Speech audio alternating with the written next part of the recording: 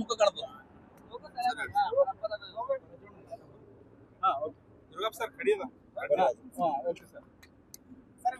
ಇಂದು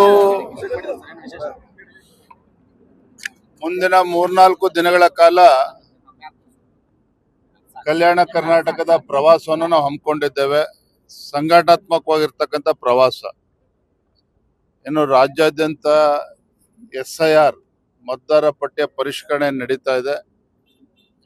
ಮತ್ತೆ ಸಂಘಟನಾತ್ಮಕವಾಗಿರ್ತಕ್ಕಂಥ ವಿಚಾರಗಳು ಎಲ್ಲವನ್ನು ಕೂಡ ಚರ್ಚೆ ಮಾಡಬೇಕು ಅಂತೇಳಿ ಬೀದರ್, ಗುಲ್ಬರ್ಗ, ಯಾದಗಿರಿ, ರಾಯಚೂರು, ಕೊಪ್ಪಳ ಈ ಜಿಲ್ಲೆಗಳ ಪ್ರವಾಸವನ್ನು ಹಮ್ಮಿಕೊಂಡಿದ್ದೇವೆ.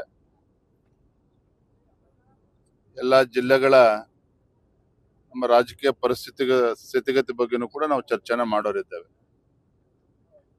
ವಿಶೇಷವಾಗಿ ಸಂದರ್ಭದಲ್ಲಿ ಚರ್ಚೆ ಮಾಡೋದು ಅಂತ ಹೇಳಿದ್ರೆ ಬೀದರ್ ಇರ್ಬೋದು, ರಾಯಚೂರು ಇರ್ಬೋದು, ಗುಲ್ಬರ್ಗ, ಯಾದಗಿರಿ ಜಿಲ್ಲೆಗಳು ಇರ್ಬೋದು. 12% ಅಷ್ಟು ಮಳೆ ಆಗಿರುವಂತದ್ದು.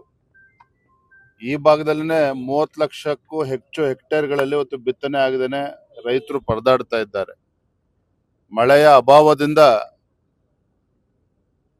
ತೊಗರಿ, ಸೂರ್ಯಪಾನ ಇರ್ಬೋದು, ಹತ್ತಿ ಇರ್ಬೋದು, ಬಿತ್ತನೆ ಆಗದೇನೆ ಇವತ್ತು ರೈತರು ಸಂಕಷ್ಟದಲ್ಲಿದ್ದಾರೆ. ಮಾನ್ಯ ಮುಖ್ಯಮಂತ್ರಿಗಳು ಮೊನ್ನೆ ದಿನ ಬಸವ ಕಲ್ಯಾಣಕ್ಕೂ ಕೂಡ ಭೇಟಿಯನ್ನು ನೀಡಿದ್ರು. ಫೋಟೋ ಶೂಟ್ ಮಾಡಿಸ್ಕೊಂಡು ಹೋಗಿದ್ದಾರೆ. ನಾನು ರಾಜ್ಯದ ಮುಖ್ಯಮಂತ್ರಿಗಳಲ್ಲಿ ನಾನು ವಿನಂತಿ ಮಾಡ್ತೇನೆ, ವಿಶೇಷವಾಗಿ ಉತ್ತರ ಕರ್ನಾಟಕದ ರೈತರು, ಕಲ್ಯಾಣ ಕರ್ನಾಟಕದ ರೈತರು ಸಂಕಷ್ಟದಲ್ಲಿರುವಂತ ಸಂದರ್ಭದಲ್ಲಿ ಕನಿಷ್ಠ 50,000 ರೂಪಾಯಿ ಒಂದು ಎಕರೆಗೆ ಪರಿಹಾರವನ್ನು ನೀಡಬೇಕಾಗ್ತದೆ. ಈ ನಿಟ್ಟಿನಲ್ಲಿ ರಾಜ್ಯ ಸರ್ಕಾರ ತಲೆ ಕೆಡಿಸ್ಕೋಬೇಕು. ರೈತರ ಒಂದು ಸಮಸ್ಯೆಗೆ ಸ್ಪಂದನೆ ಮಾಡುವಂತ ಕೆಲಸ ಮಾಡಬೇಕು ಅಂತೇಳಿ ನಾನು ಆಗ್ರಹ ಪಡಿಸ್ತೇನೆ. ಮೊನ್ನೆ ಬಸವ ಕಲ್ಯಾಣ ಕೂಡ ಭೇಟಿಯನ್ನು ನೀಡಿದಾಗ ಉಳಿದಿರ್ತಕ್ಕಂಥ ಹಣವನ್ನ ಬಿಡುಗಡೆ ಮಾಡ್ತೇನೆ ಬಸವ ಕಲ್ಯಾಣದ ಅಭಿವೃದ್ಧಿ ದೃಷ್ಟಿಯಿಂದ ಅಂತ ಹೇಳಿದ್ದಾರೆ.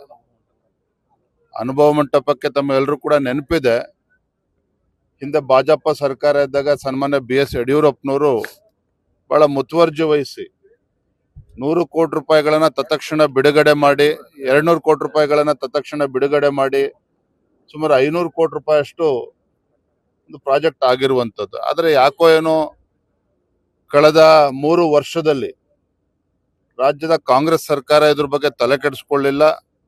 ಈ ಭಾಗದ ಜನರು ಒತ್ತಾಯ ಮಾಡಿದಾಗಲೂ ಕೂಡ ಅದ್ರ ಬಗ್ಗೆ ಏನು ಚಕಾರವೂ ಕೂಡ ಎತ್ತಿಲ್ಲ. ಈಗ ಮಾನ್ಯ ಮುಖ್ಯಮಂತ್ರಿಗಳು ಅದ್ರ ಬಗ್ಗೆ ಚರ್ಚೆ ಮಾಡಿದ್ದಾರೆ. ಇವರ ನೇತೃತ್ವದಲ್ಲಾದ್ರೂ ಕೂಡ ತತ್ಕ್ಷಣ ಹಣ ಬಿಡುಗಡೆ ಮಾಡಿ ಏನೇನು ಕೆಲಸಗಳು ಆಗ್ಬೇಕು ಅದ್ರ ಕಡೆ ಗಮನ ಹರಿಸ್ಬೇಕು ಅಂತೇಳಿ ತಮ್ಮ ಮುಖೇನ ನಾನು ವಿನಂತಿ ಮಾಡ್ತಾ ಇದ್ದೀನಿ. ರಾಜ್ಯ ಬಿಜೆಪಿಯಲ್ಲಿ ಏನು ಸರಿ ಇಲ್ಲ ಅಂತ ಪದೇ ಪದೇ ಪ್ರೂವ್ ಆಗ್ತಾ ಇದೆ. ಅದೇ ವಿಶೇಷವಾಗಿ ಬೀದರ್ ಕೂಡ ಸರ್ ಈಗ ಚುನಾವಣೆ ಬರ್ತಾ ಇದೆ, ಜಿಲ್ಲಾ ಪಂಚಾಯತ್, ತಾಲೂಕಾ ಪಂಚಾಯತ್, ಯಾವ ರೀತಿ ಇದಕ್ಕೊಂದು ಫುಲ್ ಸ್ಟಾಪ್ ಇಡ್ತೀರಿ? ಮತ್ತೆ ಪದೇ ಪದೇ ಇದನ್ನು ಈಗ ಅಡ್ಡಮತನ ವಿಚಾರ ಆಗಿರ್ಬೋದು, ಪ್ರತಿಯೊಂದೆಲ್ಲ ಆಂತರಿಕ ಬೇಗುದಿ ಆಗಿರ್ಬೋದು ಸರ್, ಯಾವ ರೀತಿ ಇದನ್ನು ಬಗೆಹರಿಸ್ತೀರಿ ಅಂತ, ಮತ್ತೆ ಏನ್ ಕ್ರಮ ಕೈಗೊಳ್ಳಲಾಗಿದೆ? ಬೀದರ್ ಭಾರತೀಯ ಜನತಾ ಪಾರ್ಟಿ ಬೀದರ್ ಜಿಲ್ಲೆಯಲ್ಲಿ ಏನಾರ ಸಮಸ್ಯೆ ಇದ್ರೆ ಇವತ್ತು ಕೋರ್ ಕಮಿಟಿನ ಕೂಡ ಕರೆದಿದ್ದೇನೆ. ಕೋರ್ ಕಮಿಟಿಲಿ ಕೂಡ ಚರ್ಚೆ ಮಾಡ್ತೇನೆ. ಏನೋ ಸಮಸ್ಯೆ ಇದ್ರೂ ಕೂಡ ಅದನ್ನ ಬಗೆಹರಿಸ್ತೇನೆ. ಈಗ ಸಾಕಷ್ಟು ಸಮಸ್ಯೆಗಳಿದೆ ಸರ್. ರೈತರ ಪರವಾಗಿ ಬಿಜೆಪಿ ವಿರೋಧ ಪಕ್ಷವಾಗಿ ಯಾವುದೇ ರೀತಿ ಧ್ವನಿ ಎತ್ತಲ್ಲ. 4 ಜನ ಶಾಸಕರಿದ್ದಾರೆ, ಇದ್ರೂ ಕೂಡ ಕಾಂಗ್ರೆಸ್ ಜೊತೆ ಹೊಂದಾಣಿಕೆ ಮಾಡ್ಕೊಂಡಿದ್ದಾರೆ. 3 ವರ್ಷದಿಂದ ಗಂಭೀರ ಆರೋಪ ಇದೆ ಸರ್. ಏನ್ ಹೇಳ್ತೀರಿ ಸರ್ ಈ ಬಗ್ಗೆ ಚರ್ಚೆ ಆಗುವಂತ ಸಾಧ್ಯತೆ ಇದೆ ಸರ್? ಇವೆಲ್ಲವೂ ಕೂಡ ನಾವು ಕೋರ್ ಕಮಿಟಿಯಲ್ಲಿ ಚರ್ಚೆ ಮಾಡ್ತೇವೆ.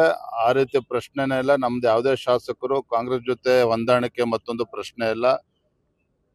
ಇವತ್ತು ಇವೆಲ್ಲವೂ ಕೂಡ ಚರ್ಚೆ ಮಾಡಿ ರೈತರ ಸಮಸ್ಯೆಗೆ ಭಾರತೀಯ ಜನತಾ ಪಾರ್ಟಿ ಯಾವ ರೀತಿ ಸ್ಪಂದನೆ ಮಾಡಬೇಕು, ಜಿಲ್ಲಾ ನಾಯಕರುಗಳು ಯಾವ ರೀತಿ ಸ್ಪಂದನೆ ಮಾಡಬೇಕು, ಎಲ್ಲವನ್ನು ಕೂಡ ನಾವು ಚರ್ಚೆ ಮಾಡ್ತೇವೆ. Thank you.